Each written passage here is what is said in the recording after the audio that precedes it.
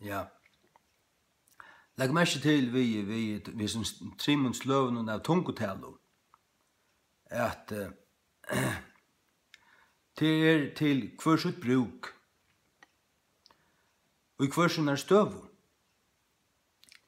Det ikke sånn at det malplassera.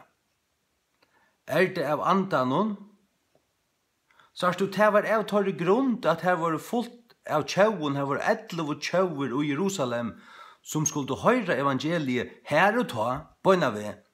Det var tog testlei av tungun fungerar i her. Det stod ikke her og mølma av sin egna bønarmalle. Det ikke vi nekka tekjen nekka som helst. Det ikke gagna. Det heller ikke vært noen fidus ut i at de taler av en bådskap i tungun som en annar tudde. Tog at du tøyer til tutt egna tungumal. Du fars bådskapen i hjertan og to tøyer. Hei det vært en tøying her, så det vært en tunga i øyne mal, så hei det vært tutt til 8.11 malen som var i Jerusalem. Det er vært dobbelt tunga. Det er vært pura henne vekkru. Tog er god gjørsta såsner og givet av såsner at han har givet troi slø. Det haksta slæge til at du talar ui øynen kjentum tungumale som ånd og skilja.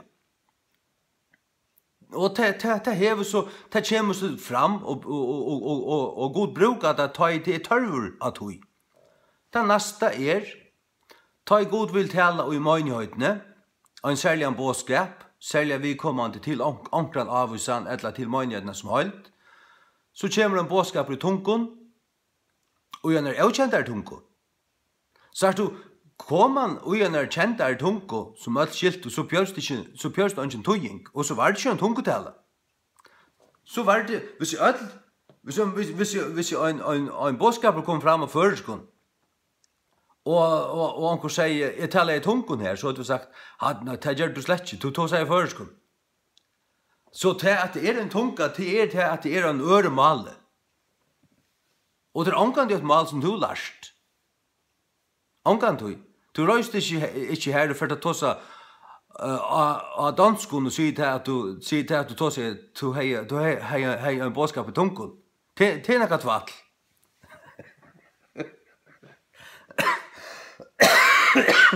Så at det til hver sin tog, hver sin endamal. Og så ta laksta, det så til egna privata bønarmal.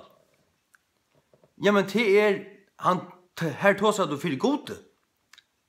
Og fyrir det sjálvun, det vil sija privat. Fyrir det sjálvan, det vil sija ansamadler.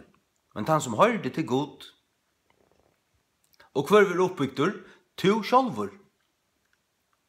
Men alt troisløgin til oppbyggingar. Oppbyggingar av sjálvun, oppbyggingar av kyrkjene, og til å boa Guds større versk fyrir falkun som du ikke doer maler tja. Hatt det.